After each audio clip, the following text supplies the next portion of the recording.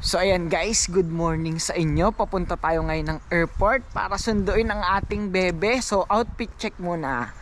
Yan, Sara jacket, gap na pang loob, tapos cotton on na jogger, tapos syempre yung pang malakasan natin na Jordan Lost and Found. Ayos, di ba? So ayan guys, hintayin nyo ako, papakita ko sa inyo mamaya yung bebe natin. Ayun, kita nyo naman, outfit pa lang, quality na. Hindi, joke lang. So ayan ha, abangan nyo at tapusin nyo tong vlog ko. So ito talaga yung isa sa best thing dito sa Canada. So kahit girlfriend mo lang, pwede mong makuha basta nga nagsama kayo for a year. So ayan, bye bye muna.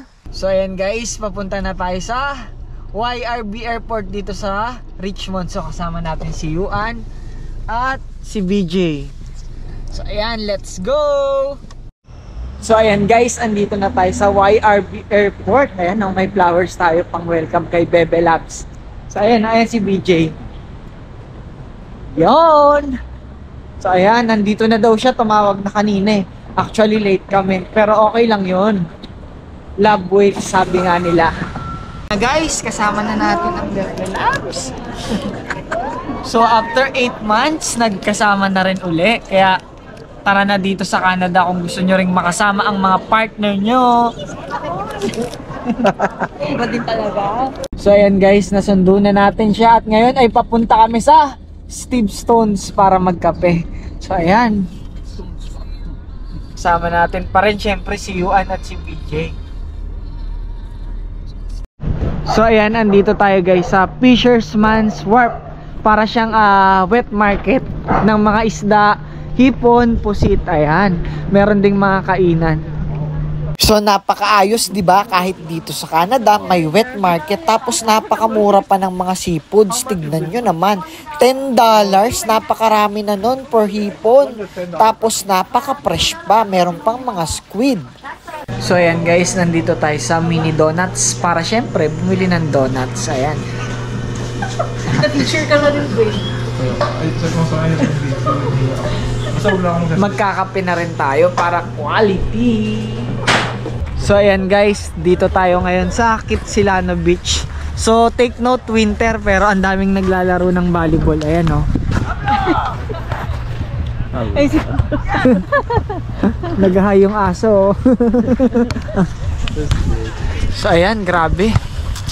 Para akong nagiging high dito kasi amoy alam nyo na.